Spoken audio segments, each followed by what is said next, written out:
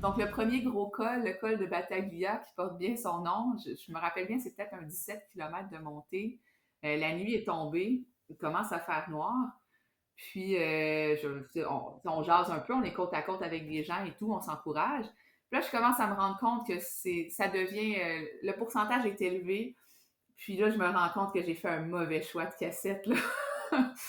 Puis je me dis, oh mon Dieu, je vais souffrir dans les gros cols.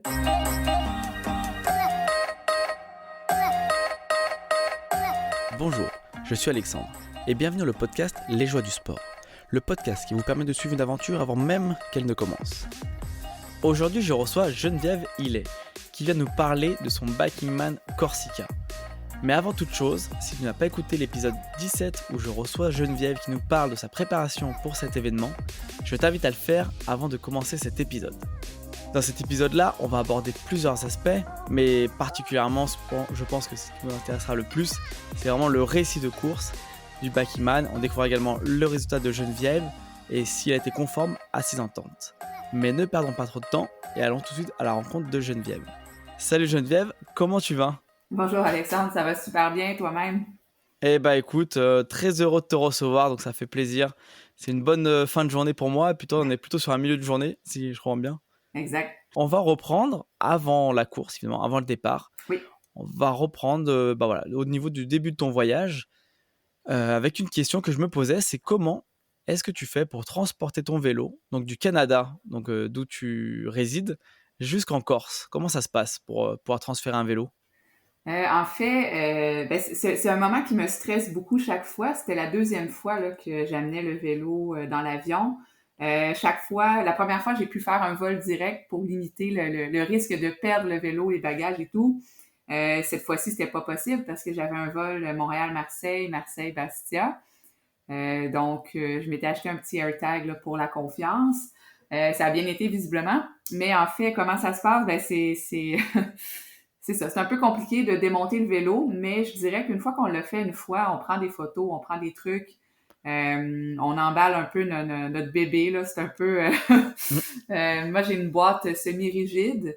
À Montréal, ils n'ont pas l'appareil pour scanner la boîte au complet. Donc, on doit sortir le contenu. Donc, on doit montrer tout ce qu'il y a dans la boîte et le passer dans la petite machine à rayon X. Donc, ça, c'est un peu fastidieux.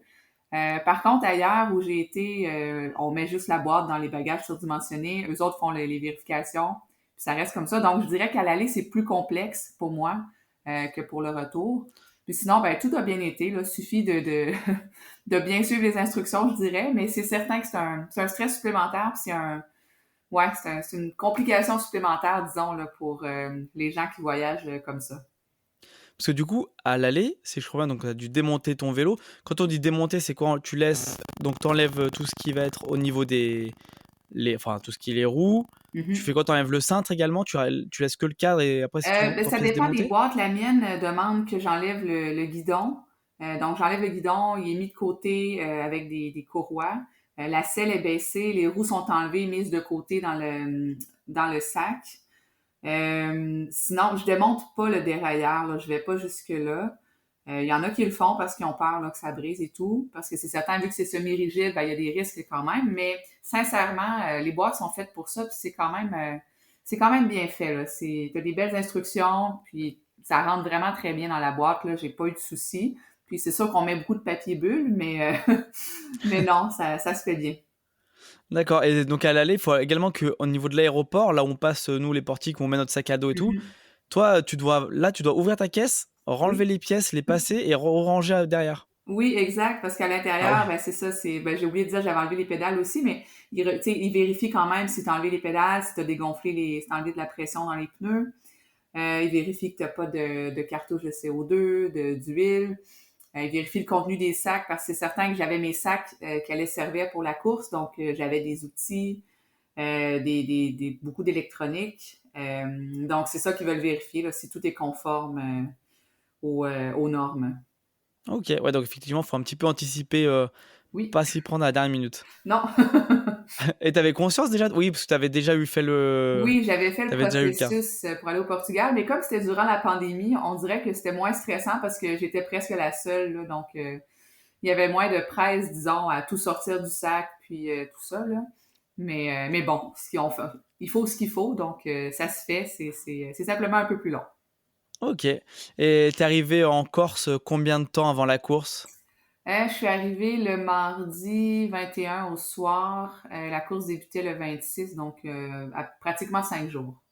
Ok. Et pendant ces 5 jours, qu'est-ce que t'as fait? T'as roulé un petit peu? Oui, T'allais t'acclimater à la température locale? oui, c'est ça. En fait, j'ai remonté le vélo le lendemain. Je suis allée tester un peu les choses. Il y a quand même des ajustements. Moi, j'ai des aérobars et tout, la hauteur de selle, donc il faut quand même s'assurer que tout est bien remis en place, là, même si on prend des photos et des notes. Puis ensuite, je m'étais prévu 2 petites sorties. Donc, la première, c'était pour aller voir un peu l'école, de quoi ça avait l'air. Puis la deuxième, c'était une sortie là, sur du plat. C'était le début du parcours, en fait, là, que j'avais été faire. Donc, j'ai fait 2 sorties peut-être de 50 à 60 kilomètres. Donc, pour me rassurer un peu, puis voir si tout était correct sur le vélo. Donc, c'est ça. Ok. Et niveau alimentation, là, comment ça s'est passé pour toi? T'avais un petit peu un régime spécifique en Euh, termes, on va dire, tout ce qui est glucides, tout ça, ou pas spécialement? Ben, oui et non. Glucides, c'est certain. C'est sûr que j'ai pas fait d'excès là, les jours avant de quoi que ce soit. J'ai été pas mal avec des pâtes là, la veille, c'est certain. Beaucoup d'hydratation, mais sinon, là, rien de majeur, de très différent non plus là, de mon alimentation habituelle. Ok. On va avancer un petit peu dans le temps. On va se retrouver donc la veille de course. Oui. Comment ça se passe la veille? Le départ d'ailleurs, la course, c'était à quelle heure? C'était à Pour revoir. midi c'était une C'était à nouvelle midi. formule cette année. Normalement, c'est 5 heures du matin, puis là, c'était midi. Alors comment Euh, ça se passe du coup la veille de course au soir, au moment d'aller se coucher mentalement? c'est certain que le stress était assez intense, mais un stress, j'étais confiante physiquement, ça, j'étais vraiment bien entraînée, ça, j'étais vraiment confiante. En fait, moi, je voulais arriver à la ligne de départ avec 3000 kilomètres dans les jambes, j'en avais 5200, donc physiquement, ça allait très bien, dénivelé et tout. Mais c'est certain que la veille, on n'a pas le choix. On est stressé de est-ce que je vais réussir? Est-ce que mon corps va bien répondre? Est-ce que je vais avoir des pépins mécaniques et tout ça? Donc, c'est certain que le stress est très présent, mais je pense que c'est un peu nécessaire aussi parce que ça nous garde un peu en adrénaline et tout ça, ça nous garde focus. Donc, je dirais que oui, j'étais stressée, mais pas anormalement, là. C'était un niveau correct, juste assez pour dire que j'étais un peu excitée. J'avais très hâte de commencer, en fait. Puis c'est sûr que le départ à midi, moi, j'aimais pas ça parce que ça changeait un peu mon planning de la première journée. Par contre, ça aide beaucoup pour la veille. Tu sais, quand tu as un départ à 5 heures du matin, tu dors pas beaucoup, là. C'est vraiment difficile. Tandis que là, j'ai eu quand même une relativement bonne nuit. Le matin, on a le temps un peu de se réveiller. Tu sais, c'est très différent là, de partir de 5 heures du matin. Donc, il y a du bon et du mauvais là-dedans. Mais c'est ça. Je dirais que j'étais stressée, mais normalement. Là, j'avais hâte de commencer, de donner le premier coup de pédale. Donc là, le matin de la course, donc petit déjeuner copieux ou encore un peu le Oui, quand même mollo? copieux. Oui, j'appréhendais un peu c'était dimanche, donc j'appréhendais un peu les restaurants fermés et tout. Donc, je m'étais dit, je vais manger beaucoup, je Ah vais oui, traîner beaucoup de collations. Donc, oui, un bon déjeuner. d'accord. Et raconte-nous un petit peu comment c'est au niveau de l'aire de départ, en termes d'ambiance, de météo, de sensations. Ben, en fait, cette année, la météo a été exceptionnelle. Tous les jours, il a fait super beau, zéro vent. Moi, j'ai eu une heure de pluie, mais je pense que je suis dans les très rares qui en ont eu. J'étais vraiment dans un coin isolé.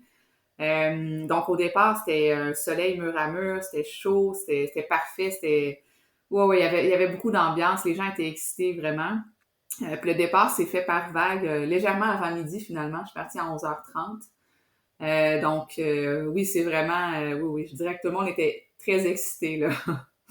Ça va être le moment pour toi de nous raconter ta course. Donc voilà, tu prends le temps un petit peu que tu veux pour nous raconter tout ça, nous faire vivre un petit peu voilà, les moments forts, les moments qui t'ont marqué Oui, sur cette course, sur ce on est presque sur un tour de Corse en tout ouais. cas. Et voilà, sur ces 1000 kilomètres, fais-nous un petit peu voilà, vivre, si possible dans l'ordre chronologique, mais c'est pas toujours évident de se rappeler peut-être les passages. Mais voilà, nous parler un petit peu des paysages et voilà, des moments que tu as vécu. Et puis après, moi, je reviendrai sur certains points. Et en tout cas, voilà, hâte d'écouter ce récit. Oui, donc ben c'est ça. Comme je disais, le départ à midi, moi, c'est ce qui me stressait le plus dans la course parce que j'avais fait mon plan selon. Je m'étais basée sur mes journées au Portugal, donc mon kilométrage. Donc, je m'étais dit environ 250 kilomètres par jour. Donc là, quand tu planifies ça, ben tu regardes les hébergements parce que moi, je voulais pas dormir dehors. Si je fais ça, j'hypothèque ma course. Là, je suis équipée pour dormir dehors en dernier recours. Mais j'ai besoin de ma douche, puis même si c'est 2 heures de sommeil, j'ai besoin un peu de faire un reset, comme on dit. Donc, la première journée me stressait parce que normalement, on part à 5 heures du matin. Je sais que je suis capable d'enligner un bon 250 kilomètres durant la journée, malgré les nivelés et tout, à la clarté. Mais là, c'était certain que j'allais faire un gros bout de nuit. Puis mon hébergement, dans le fond, c'est certain qu'on vise 250 kilomètres, mais des fois, les hébergements, surtout en Corse, c'est un peu reculé. C'est chez l'habitant, donc c'est pas super évident. Moi, j'avais réservé une formule Airbnb pour la première nuit, arrivée autonome, et c'était sincèrement une vraiment bonne idée parce que je pouvais arriver à l'heure où je voulais, donc j'avais pas ce stress-là. Donc, je suis partie la première journée, c'était un peu... j'avais pas de temps à perdre, là. Donc, on part, on fait le Cap Corse. Heureusement, c'est pas très dénivelé, ça roule bien. Il n'y a pas de vent, tout va très bien. Puis, je me suis traîné des sandwichs parce que je me suis dit, je fais pas d'arrêt aujourd'hui, j'ai pas le temps. Donc, j'ai quand même le temps de prendre des photos, des vidéos sur le vélo, ça va bien. Mais ça se passe super bien la première journée. Puis, le premier gros col, c'est le col de Battaglia. Si je me trompe pas, c'est au kilomètre 220 environ. Le point de contrôle se trouve au sommet du premier col, que j'ai pas trop analysé. Tu sais, quand on regarde la courbe de dénivelé sur 1000 kilomètres, oui, bon, on voit les points les plus hauts et tout, mais chaque courbe, c'est dur à définir, disons, le pourcentage exact. Puis moi, je m'étais dit, bon, mais c'est des cols européens, ça ressemble à du 7 à 10% peut-être, mais majoritairement des longues, longues montées, des longues descentes. Je me doutais qu'il y aurait des petits raidillons. Donc, j'avais fait mon choix de cassette et configuration de vélo en conséquence, mais je n'avais pas analysé tous les cols. Donc, le premier gros col, le col de Battaglia, qui porte bien son nom, je me rappelle bien, c'est peut-être un 17 km de montée. La nuit Ah est oui. tombée, il commence à faire noir.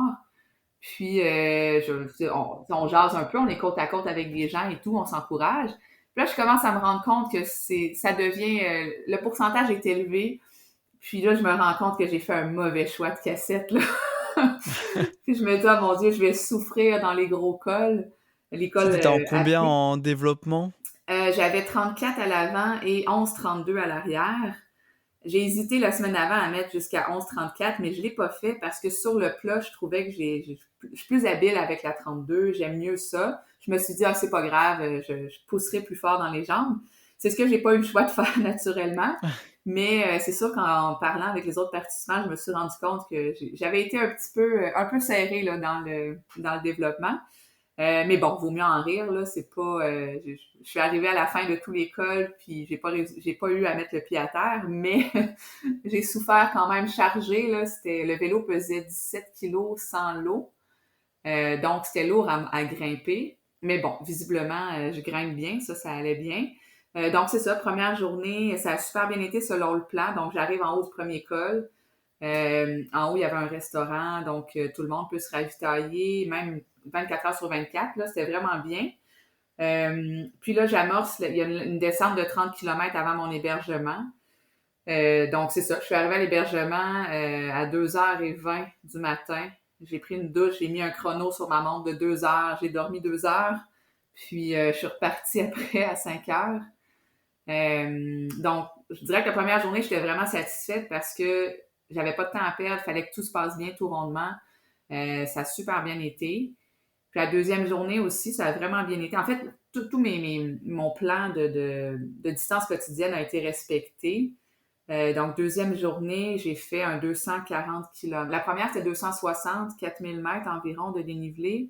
La deuxième, c'est un 240 avec 5100 mètres. Celle-là était quand même costaude. Puis, donc, j'ai franchi le point de contrôle numéro 2 à la fin de la deuxième journée. Puis, à chaque fois, là, on parle des paysages, mais la Corse, c'est merveilleux. Là. Ça n'a aucun sens à quel point les paysages sont magnifiques.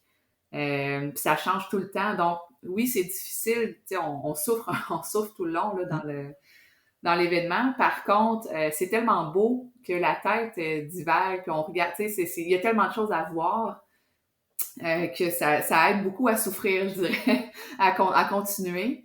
Puis je crois que c'est la deuxième journée que je suis descendue après le col de Vergio dans les calanques de Piana. Ça, c'est sincèrement un moment marquant. Ça n'a aucun sens, un relief comme ça. Là, c'est des roches rouges et tout. Là, c'est vraiment magnifique. Là, quand on voit les photos de la Corse, là, je pense que c'est la photo typique là, qui est représentée. Mais descendre ça en vélo, c'était sensationnel. Vraiment, là, je pense qu'à tous les tournants, là, j'avais de la difficulté à pas dire wow. Là, c'était vraiment, vraiment exceptionnel. C'est certain qu'après la deuxième journée, là, la fatigue commence à se faire sentir, mais relativement, j'ai eu des très bonnes sensations tout le long. J'ai pas eu de douleur majeure, là, outre, ben, c'est certain qu'on a mal aux fesses, on a mal aux mains. J'ai eu mal à un pied un petit peu, mais rien d'anormal. Euh, Puis sinon, ben moi, je craignais beaucoup de rouler de nuit. C'est tout le temps ma crainte. Je sais pas de quoi j'ai peur, mais j'ai peur du noir. Puis là, dans le fond, en comparaison avec le Portugal, dans le fond, le dénivelé est plus imposant en Corse sur papier. Puis c'est souvent les longs cols, contrairement au Portugal où c'est des petits raidillons. Donc, le temps roulé en Corse a été quand même de plusieurs heures supplémentaires par rapport au Portugal, mais j'ai quand même fini plus tôt. Donc, c'est vraiment, j'ai passé beaucoup plus de temps sur le vélo en Corse que je l'ai fait au Portugal. Donc, nécessairement, j'ai roulé de nuit quand même plus que ce que j'aurais espéré. Heureusement, c'est dans des endroits la plupart où il y avait moins de vues à contempler. La deuxième nuit s'est terminée, en fait, deuxième journée s'est terminée aussi vers 23h30. Puis là, j'ai entamé une longue montée d'un col qui était complètement défoncé. Là, j'étais seule, puis j'ai dû me parler très fort. Là. Ça a été, je suis fière de l'avoir fait, mais ça a été un moment que je redoutais. Ben, en fait, je le redoutais pas parce que je savais pas que c'était ça. Mais ouais, ça a été un gros défi mental, sincèrement. Mais ça a bien été. Je suis arrivée à l'hébergement. La personne m'attendait. Là, vraiment, les gens sont super en Corse. Là, vraiment, c'était génial. Puis le troisième matin, en fait, je me suis levée. J'ai pas entendu mon cadran. Donc, j'espérais dormir seulement 2 heures. J'en ai dormi 4. Je me suis dit, bon, c'est pas grave, le corps est fatigué un peu. Mais j'étais un peu fâchée. Là, tu te lèves un peu fâché de ça parce que tu as perdu 2 heures de clarté, 2h30. Donc, je suis partie un peu dans un moral un peu plus bas la troisième journée. Euh, Ça allait relativement bien, ça progressait, mais j'avais encore la crainte de ne pas arriver à temps à mon hébergement, jusqu'à ce que je réalise que le parcours de la manière qui était faite, c'est un hasard, mais il y avait comme une boucle. Donc, il y avait 20 kilomètres qui se chevauchaient à l'aller d'une boucle et au retour. Puis mon hébergement était situé à la limite de ce 20 kilomètres-là. Donc, je suis passée à l'hébergement, j'ai demandé la clé pour le soir. Comme ça, j'avais plus le stress de dire je dois rentrer avant 22 heures.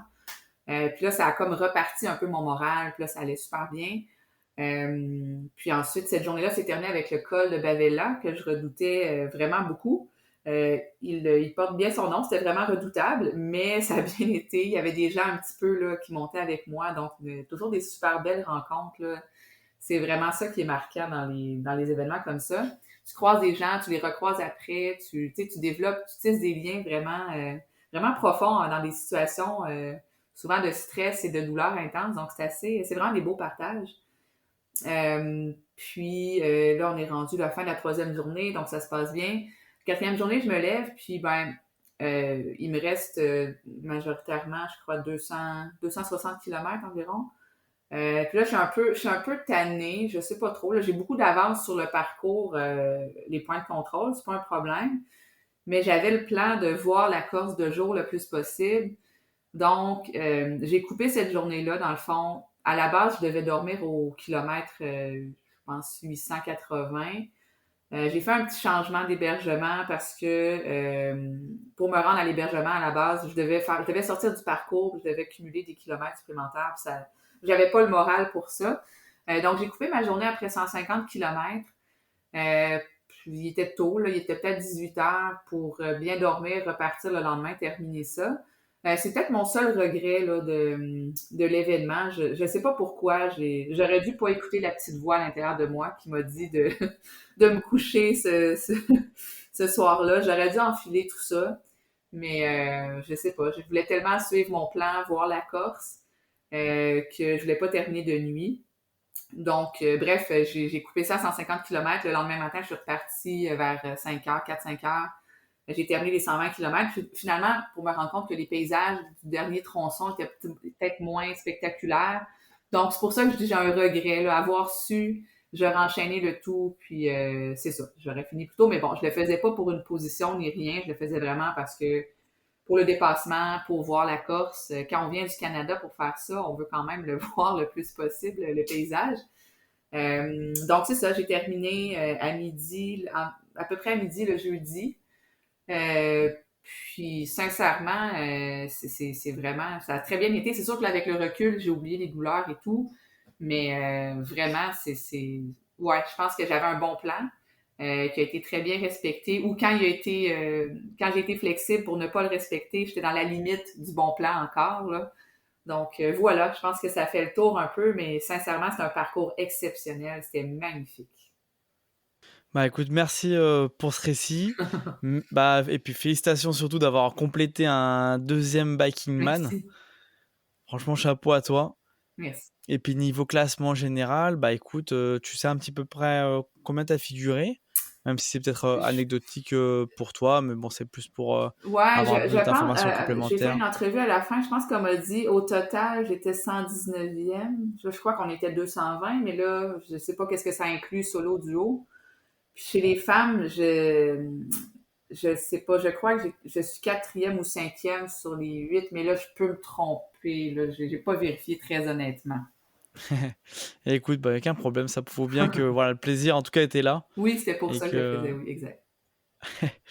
donc en tout cas, ouais, chapeau à toi pour avoir fini ça. Merci. Première question qui me vient à l'esprit, du coup, entre le Backing Man Portugal et puis le Backing Man Corsica, Oui. lequel a été alors plus difficile peut-être déjà dans un premier temps, lequel en tout cas au niveau du parcours a été le plus compliqué?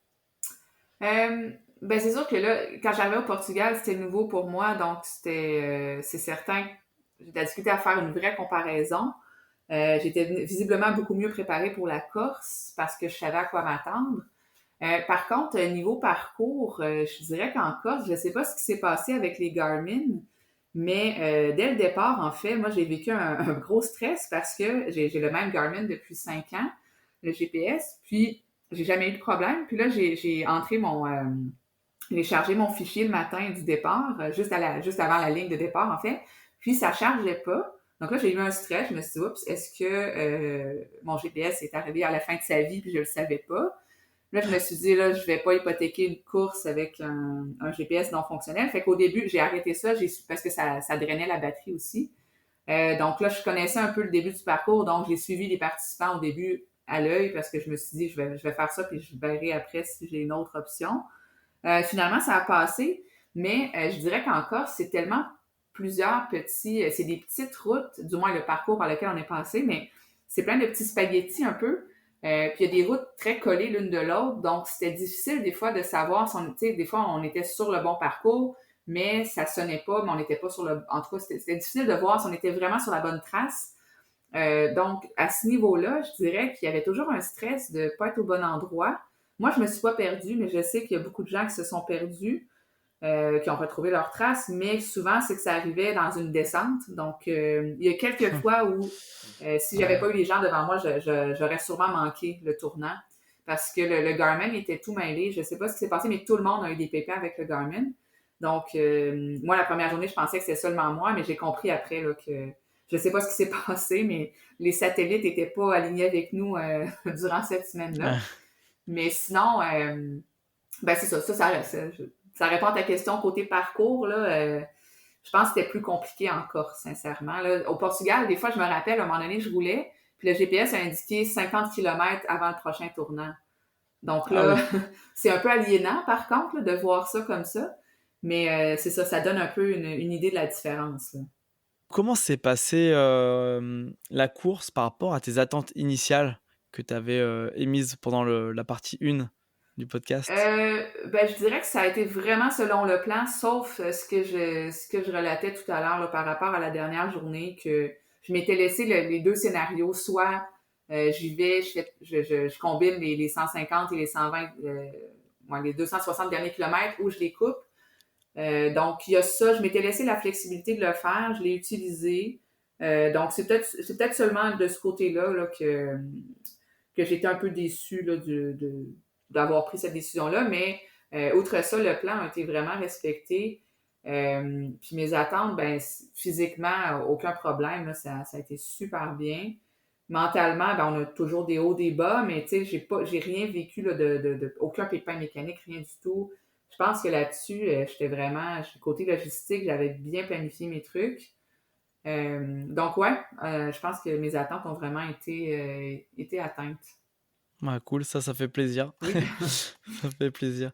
Et oui, puis pour revenir du coup sur, cette phase où ton réveil a pas enfin, en tout cas, tu l'as pas entendu, tu te réveilles Ouais. 2 heures plus tard, donc c'est un petit peu ton seul regret. Mais pour Oui. revenir dessus, est-ce que finalement ça aurait changé quelque chose? Ou alors qu'est-ce que ça aurait changé Bon. si, tu serais levé 2 heures plus tôt? Parce que vu qu'en t'écoutant, le but finalement c'est pas tant le temps, est-ce que ça t'aurait finalement changé quelque chose? Ben, en fait, ça a changé quelque chose à mon moral cette journée-là. C'est plus ça, c'est un peu la frustration de j'avais mis mon alarme sur ma montre et non sur le cellulaire aussi. Donc, c'est des niaiseries. Des fois, on se rend compte que dans un événement comme ça, on est tellement fatigué, on est tellement sollicité par plein de choses que le moral peut changer vraiment là, en une seconde. Ça peut changer là, du tout au tout pour vraiment des pécadilles des fois. Puis ça, finalement, effectivement, il n'y avait rien de grave là-dedans. C'est juste que je suis partie le matin, je me suis précipitée, j'ai ramassé mes trucs, je me suis dépêchée. Puis là, j'ai regardé l'heure, puis je me suis dit, est-ce que j'ai encore assez de temps pour me rendre à mon hébergement à l'heure? C'était vraiment ça, en fait, c'est que, tu sais, ça dit que la limite, c'est 22 heures. Puis là, moi, je m'étais dit, ah, parfait, demain, tu sais, j'ai en masse de temps. Mais là, c'est comme si je perdais un peu mon intervalle de confiance là, pour y aller un peu relax, pour contempler un peu plus. Donc, c'était plus ce côté moral que ça a changé quelque chose. Puis finalement, vu que j'ai pris la clé avant, puis que finalement, j'avais plus d'heures de rentrée, finalement, j'ai terminé à 1 heure du matin, je crois, si je me trompe pas. Mais finalement, il n'y avait plus de problème. Puis j'ai juste en une seconde, j'ai réglé mon problème en réfléchissant un peu. Mais des fois, on dirait que le cerveau est tellement dans le brouillard que, ouais, ce que ça a changé, c'est mon moral, je dirais. Et est-ce que du coup, maintenant que tu as réussi à solutionner ce genre de problème, en tout cas au moins te rendre compte que des fois c'était pas insurmontable, est-ce que lors de ta prochaine course ou même d'un projet off ou autre, est-ce que le jour où ça va t'arriver, finalement tu vas peut-être voir ce problème différemment? Ben c'est certain. Là, je pense que c'est une belle coïncidence que l'hébergement soit situé là parce que c'était pas vraiment planifié, là. Parce qu'au départ, la première trace, il n'y avait pas de kilomètres qui se chevauchaient. Mon hébergement était là, mais c'est vraiment un hasard. Donc, je vais prendre ça comme un apprentissage effectivement, mais surtout pour me dire de tout le temps penser à des scénarios différents. Donc, là, ça a été exceptionnel comme météo, mais si ça avait été exécrable, s'il y avait eu du vent, de la pluie, du froid, fort probable là, que mes bornes quotidiennes, je les aurais peut-être pas atteintes ou j'aurais eu plus de difficultés, moins de jeux pour les arrêts et tout. Donc, c'est vraiment, je pense, l'apprentissage de réfléchir à différents scénarios. Donc, un scénario plus lent, plus rapide et un scénario idéal, disons. Là. Donc, c'est plus comme ça que je vais le voir. Puis oui, tu sais, quand on est sur le vélo, des fois, quand le moral est à plat, on a de la difficulté à être en mode solution. Mais là, c'est vraiment ce qui s'est passé. Puis c'est vraiment de me dire, ben, tu sais, finalement, si cette fois-là, j'ai trouvé une solution, ben s'il y a d'autres pépins particuliers qui m'arrivent dans ce genre-là les prochaines fois, effectivement, je vais essayer de réfléchir, comme on dit, outside of the box, là, mais c'est vraiment, ouais, je pense que c'est vraiment ça, de ne pas se limiter d'ouvrir nos options, en fait. Question un peu classique, mais quel était le moment le plus difficile sur cette course et comment est-ce que tu as réussi à le surmonter? Et puis, à contrario, quel était le moment le plus agréable, celui qui t'aura le plus marqué? Le plus difficile, ben, c'est certain que le col que je suis allée faire de nuit, qui était complètement défoncé, euh, ça a été, c'est ça, ça a été vraiment le bout difficile parce que ben, c'était combiné à la peur d'être dans le noir. J'étais seule sur ce tronçon-là parce que tout le monde, tous mes compagnons avaient arrêté au point de contrôle avant. Moi, j'avais l'hébergement 30 km plus loin, donc je devais me rendre. J'aurais pu, oui, dormir dehors et tout, mais je voulais rentrer dans mon plan. Donc ça a été vraiment difficile de pas retourner sur mes pas et d'aller rejoindre les gens qui attendaient au point de contrôle, qui faisaient une sieste et tout. Ce bout-là a été très difficile, donc j'ai pas eu le choix. Là. Je me suis dit, soit j'attends dans le noir, puis j'ai pas mon lit ni ma douche chaude, mais ben c'est ça. J'ai enlevé, il faisait froid, mais là, vu que je montais, j'ai enlevé mon manteau, j'ai rangé mes trucs, je me suis dit, bon, ça passe ou ça casse. Euh, Puis en fait, c'est ça. Je me suis parlé beaucoup.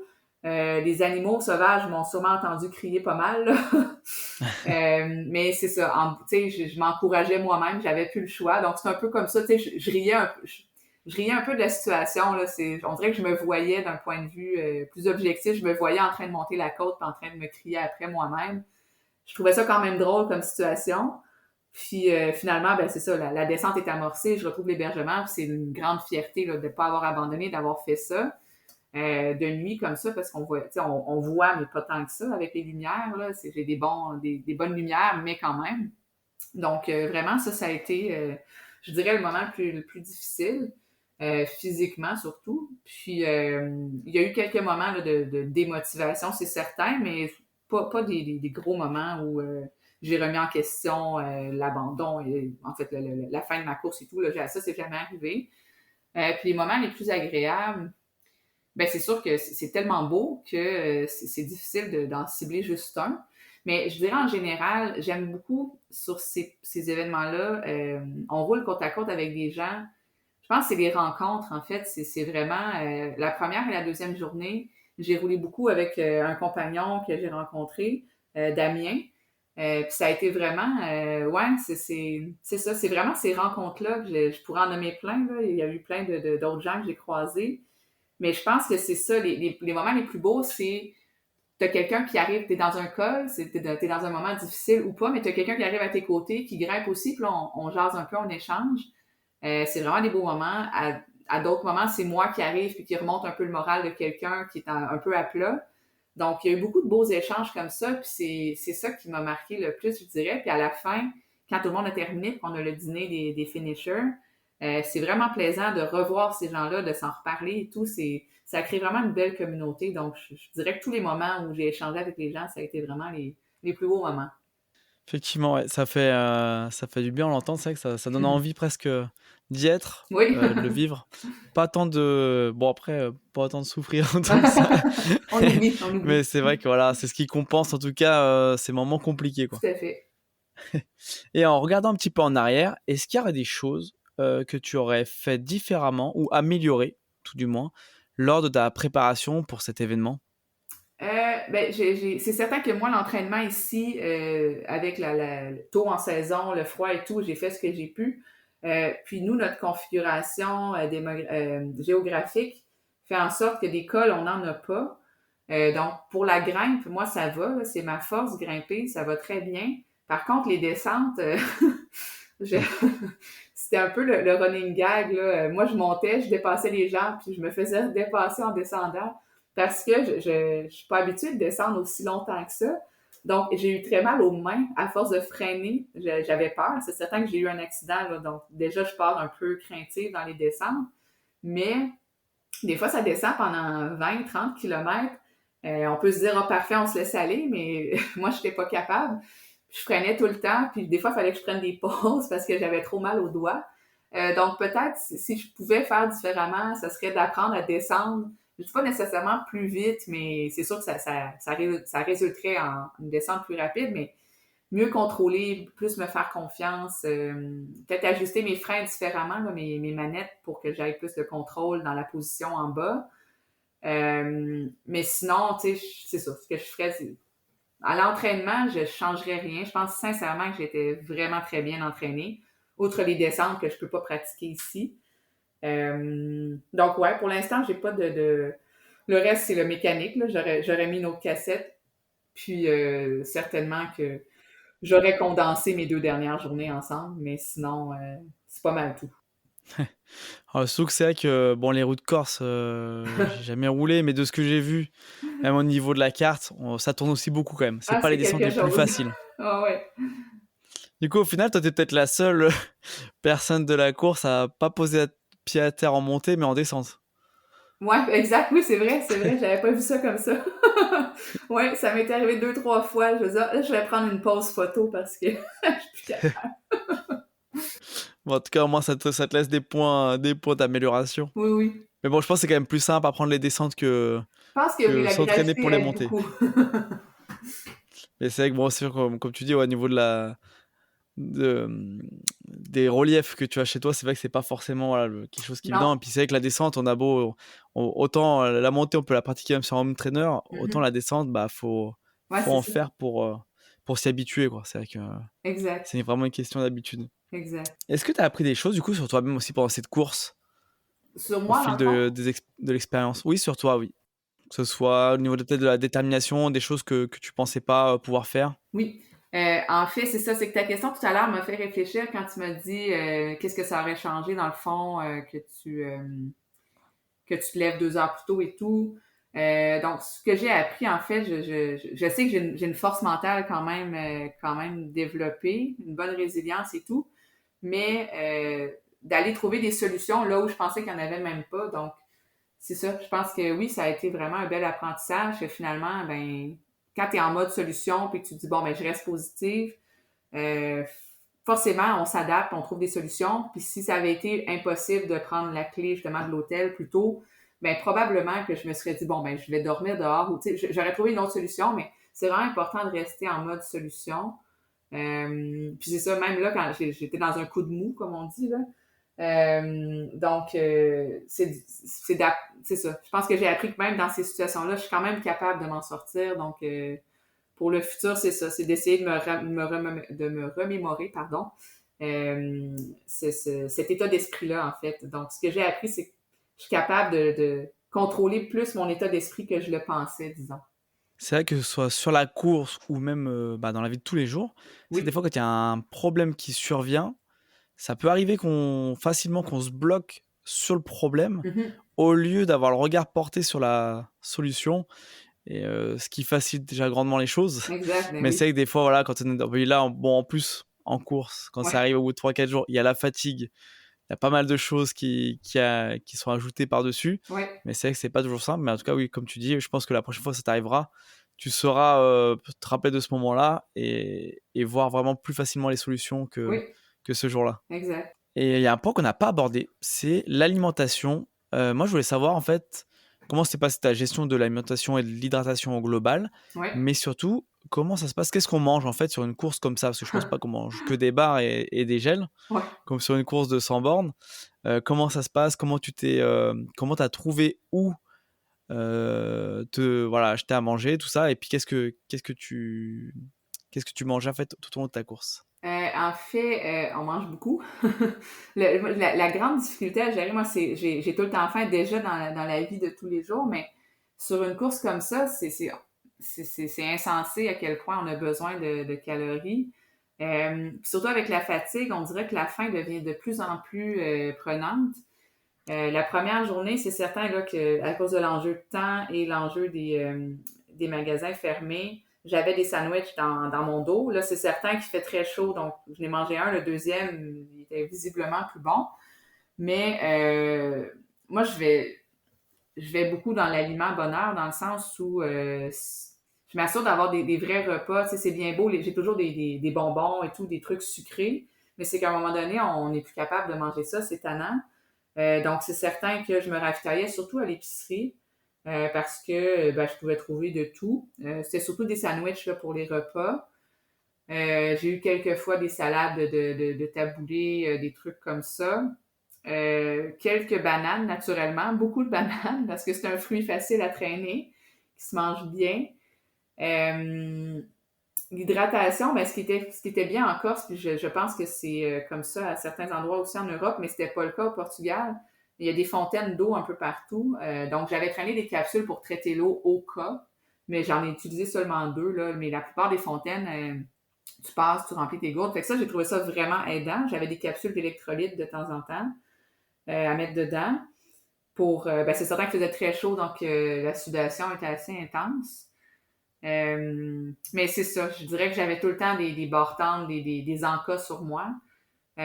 Puis de temps en temps, quand j'avais un flash, là, puis que j'avais vraiment quelque chose que j'avais en tête, quand j'étais à l'épicerie, j'assouvissais mon besoin. Il y a un soir, là, la fois où j'avais pris la clé pour l'hôtel et revenir, il y avait un gros bloc de pâte d'amande là, à l'épicerie. Là. J'en ai salivé vraiment longtemps. Là, je l'ai gardé pour le retour, mais après la boucle, mais c'était divin, mais c'est ça. C'est des choses comme ça qu'on n'a pas tout le temps envie de manger en temps normal, mais là, c'était vraiment divin. Beaucoup de chocolat, beaucoup de boissons gazeuses que je bois pas habituellement. J'arrêtais quand même de temps en temps là, dans les petits cafés, manger des trucs locaux, mais je faisais attention de pas prendre des choses difficiles pour la digestion, des choses que je connaissais moins. Ça, j'ai gardé ça pour avant et après la course. Mais c'est ça, c'est toujours avoir des collations sur soi, puis de pas négliger l'hydratation parce qu'il faisait très chaud quand même, là. Pour revenir sur cette course, quel conseil tu pourrais donner à quelqu'un qui envisage de participer au Bakiman, en tout cas au moins au Bakiman Corsica, vu que tu viens de le vivre, ou bien une autre course d'ultracyclisme en autonomie? Conseil, disons, plus technique, là, c'est de s'entraîner vraiment dans toutes les situations, puis de se mettre en danger, là, pas en danger dans le sens mettre sa vie en danger, mais tu sais, sortir rouler quand. Ici, nous, on a beaucoup de vent, des vents forts là, au printemps. Je déteste notre vent ici, mais je pense que ça m'a aidé beaucoup moralement parce que, tu sais, sortir quand c'est difficile, sortir quand ça te tente pas, je pense que c'est le meilleur conseil que je donnerais. C'est vraiment ça, là, de sortir malgré le fait que, bon, t'es fatigué, ça te tente pas, c'est pas une sortie idéale, mais tu y vas quand même. Faire des sorties où le mental, c'est ça. Je pense vraiment le meilleur conseil que je donnerais, c'est de ne pas négliger l'entraînement mental. Donc oui, il faut arriver physiquement bien préparé, pas négliger ça non plus, mais mentalement, c'est ça, de se mettre un peu dans le rouge mentalement. Puis naturellement, ben c'est de pas se laisser impressionner par le dénivelé. Là. Ça fait peur avoir 20 000 mètres de dénivelé, des longues distances par jour, mais sincèrement, avec un bon entraînement, c'est faisable. Puis c'est ce qui fait que quand on termine ça, l'accomplissement est tellement grand, c'est qu'on pensait qu'il y avait une partie de nous qui pensait que c'était impossible au début à accomplir. Mais sincèrement, là, de se faire confiance, je dirais aussi. Très bien, en tout cas c'est noté. J'espère que ça pourra servir si un cycliste ou une cycliste écoute ce podcast et Oui, qui si veulent tu se des lancer questions, sur je suis un... prête à répondre aussi, ça me fait plaisir. Eh bah écoute, de toute façon, tiens, ce sera l'occasion, tiens, on va passer ça tout de suite maintenant. Sur quel réseau on peut te suivre et où est-ce Euh, qu'on peut te poser justement ces questions-là? Sur Instagram, je suis assez active. Facebook, un peu, mais c'est vraiment majoritairement Instagram. Sinon, ben là, c'est certain que c'est plus pour les gens d'ici, mais j'ai ma chronique là, dans Vélomag. Il y aura fort probablement en 2025 un reportage sur mon récit de course, style reportage là, sur la course. Mais je dirais que sur Instagram, c'est pas mal tout là, c'est pas mal là que tout se passe. Sur Strava, c'est certain aussi qu'on a une bonne idée de mes entraînements, disons là. Donc Instagram et Strava, ce seraient les principaux moyens pour me suivre. Ok. Et encore une question pour toi. L'ultracyclisme, c'est souvent vu comme un sport solitaire, mais il y a quand même une forte communauté derrière. Toi, comment tu perçois cette dualité entre la solitude et le soutien communautaire? Je pense que ça convient pas nécessairement à toutes les personnalités. Je suis quelqu'un de très sociable dans la vie, mais je suis quelqu'un de très solitaire aussi, ou je sais pas comment dire antisocial, mais j'ai ouais, je suis bien dans des moments seuls, mais j'aime beaucoup être en groupe, j'aime beaucoup interagir. Euh, donc, comment je le perçois? Moi, je le vois plus comme un sport solitaire, oui, mais pendant l'entraînement, je dirais, parce que je dois repousser mes limites mentales et physiques. Par contre, rendu à l'événement, j'aime vraiment beaucoup ces moments d'échange, comme je le disais tout à l'heure, où des fois, c'est les participants qui arrivaient qui me remontaient un peu le moral sans même le savoir. D'autres fois, c'est moi. Donc, ces échanges-là, un peu, c'est comme si tout le monde est un peu solitaire de son côté, mais qu'on a tous des hauts et des bas, puis qu'on partage un peu ces hauts, ces bas-là, qu'on s'aide un peu à poursuivre notre route, disons. Donc, c'est vraiment solitaire avec des petits bouts côte à côte qui font qu'on avance un peu mieux, qu'on garde des souvenirs et tout. Donc, je pense que c'est un beau mélange entre les deux, en fait, mais je pense nécessairement qu'on doit avoir une bonne part de côté solitaire pour être bien là-dedans, c'est sûr. Penses-tu que cette expérience influencera tes projets sportifs futurs? Et également, pour compléter cette question, est-ce que tu as déjà des idées de projets, que ce soit sur des événements ou des projets off dans un coin de ta tête? Ben, c'est certain que ça va influencer mes projets futurs dans le sens où on apprend toujours, comme je disais tout à l'heure. J'avais un bon plan. La prochaine fois, peut-être que j'essaierai un autre plan, mais vraiment, on apprend toujours, c'est certain. J'ai pris des notes, que ce soit mentales ou peu importe, physiques, disons. Donc oui, c'est certain que ça va me servir. Pour le futur, ben, c'est sûr que quand on termine, on arrive à la ligne d'arrivée, bon, on a mal un peu partout, on est très fiers, mais on a mal un peu. Donc le temps que la poussière retombe, euh, si je compare, mettons, la fin de cette course-là avec la fin au Portugal, j'avais quand même pensé abandonner pendant. J'avais vécu des moments un peu plus difficiles physiquement aussi.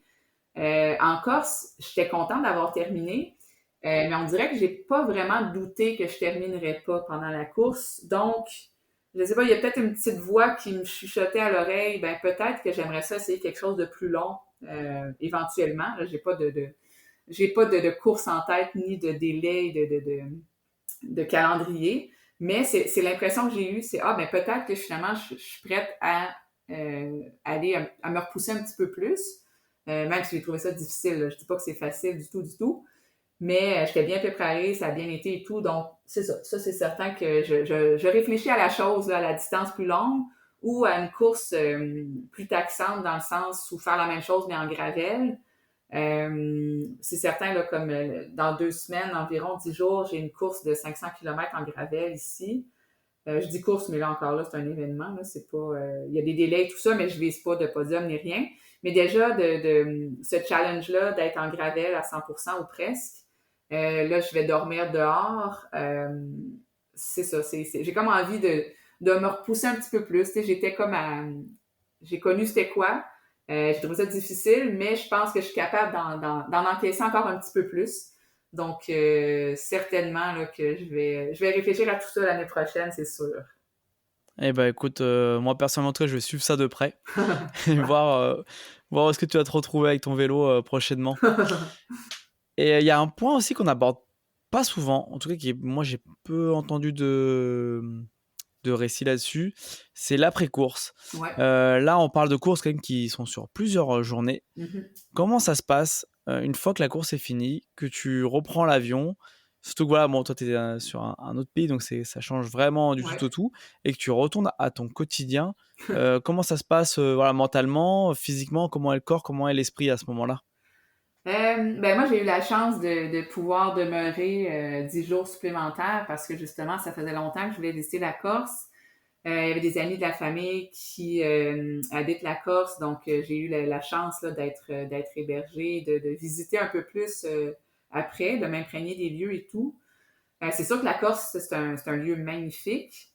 Le Portugal était très beau aussi, mais j'ai eu moins le temps de faire ça après, je dirais. Puis tous les endroits ont sont magnifiques. Là. C'est pas juste pour dire c'est la Corse, mais c'est certain que c'est difficile là, déjà juste après la course de reprendre le mode de vie un peu plus relax. Déjà, je sais pas, il y a comme un blues de course qui s'installe c'est tellement intense qu'on vit pendant 4-5 jours qu'après ça, faut, euh, faut faire le point dans notre tête, je dirais, là. Puis c'est certain là, que moi, le retour ici a été encore plus difficile, comme je m'étais un peu plus attachée encore, je dirais, là, en restant plus qu'une semaine après. C'est difficile dans le sens où on est bien de rentrer on est content de rentrer chez soi, mais il y a tellement de souvenirs dans notre tête, c'était tellement gros ce qu'on a vécu que ouais, il y a un genre de blues là, qui s'installe vraiment, plus que le blues voyage, je dirais, là. Ouais, c'est vraiment, on dirait que le corps se dit, OK, là, je recommence à être un peu en carence, là, puis je cherche un peu comment combler ça. C'est dur de se rasseoir devant l'ordinateur au quotidien pour travailler. Mais bon, j'ai plein de souvenirs là, de magnifiques souvenirs pour passer ces moments-là.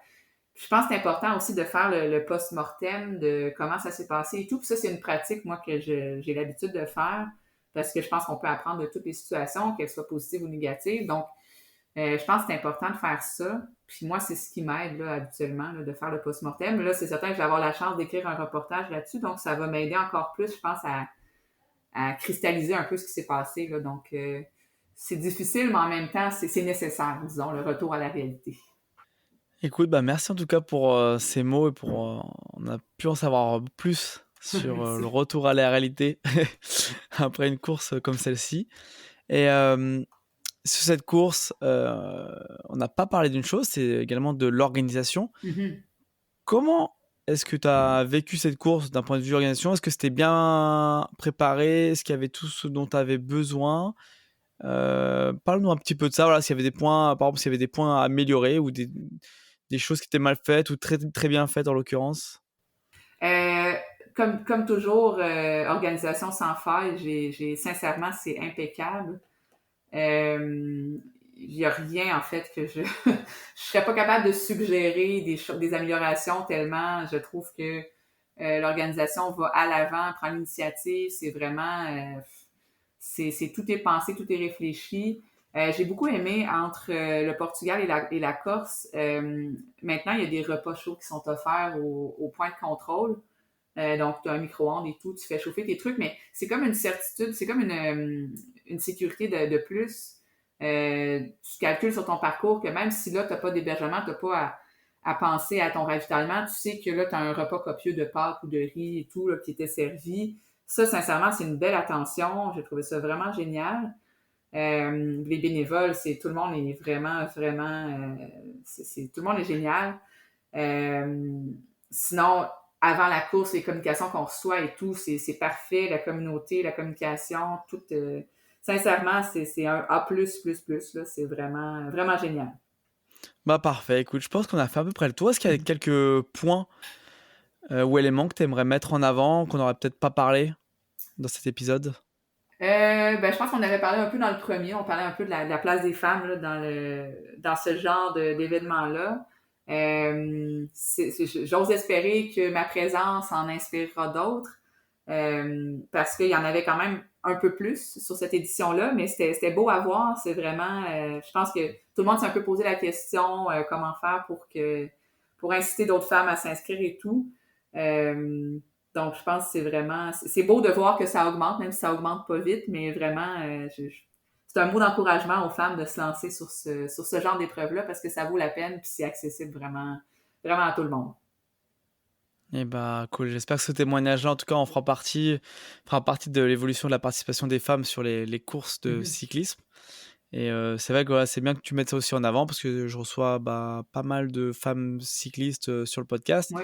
Et c'est que c'est un sujet qui revient, bah, on va dire constamment, Ouais, ben de toute merci à façon. toi aussi de faire ça parce que les podcasts et les réseaux et tout qui mettent ça de l'avant, je pense que ça contribue aussi. Donc vraiment, ouais, c'est vraiment bien que tu fasses ça parce que je pense que ça aide beaucoup aussi pour la visibilité et tout là. Bon, en tout cas, merci à toi parce que moi, je fais pas, enfin, moi, je, fais pas, moi, je reçois des personnes qui sont amoureux de sport tout comme moi, mais qui pratiquent bien plus que moi. Et Ouais. bah, voilà, dedans, il y a des hommes, il y a des femmes. Et c'est vrai que, bah, voilà, c'est vrai que les femmes en parlent de ce point-là parce que c'est vrai que c'est un manque, que ce soit au niveau, par exemple, des entraînements ou quoi, Mhm. d'avoir plus de femmes avec qui s'entraîner, Oui. de passer le pas. C'est un peu moins naturel. Ouais. Le fait de voir moins de femmes qui pratiquent, c'est vrai que voilà, des fois ça pose des questions avant de se lancer. Mhm. Mais c'est surtout toi qui permet à d'autres personnes de se lancer en tout cas. En tout cas, merci à toi de partager le tout. Et ben on arrive gentiment sur la fin de cet épisode. Donc un grand merci à toi d'être venu sur le podcast, d'avoir fait la partie 1 et la partie 2, de nous raconter ton récit de course et également dans la partie 1, tout ce qui était parcours sportif et puis préparation pour cet événement. Ça m'a fait Oui. extrêmement plaisir de te recevoir et d'apprendre pas mal de choses sur toi et sur l'ultracyclisme. Merci à toi. Et puis pour finir, je voulais savoir qu'est-ce qu'on peut te souhaiter pour la suite? Qu'on peut me souhaiter pour la suite, d'autres des événements comme ça de dépassement et de remise en question et de challenge comme ça. Oui, plus de Biking Man et autres courses dans le même genre, c'est vraiment ce qu'on peut me souhaiter. Eh bah écoute, c'est tout le bien qu'on te souhaite. Merci beaucoup. Et merci encore Geneviève d'être passée sur le podcast. Merci beaucoup. J'espère que cet épisode t'a plu. Si c'est le cas, n'hésite pas à le partager avec tes proches et à donner ton avis en laissant une note sur ta plateforme d'écoute. Cela contribuera à augmenter la visibilité du podcast et à avoir des invités toujours plus incroyables. Et pour ne rien manquer des prochains épisodes, je t'invite à t'abonner au podcast. Et nous, on se retrouve très bientôt pour une nouvelle aventure.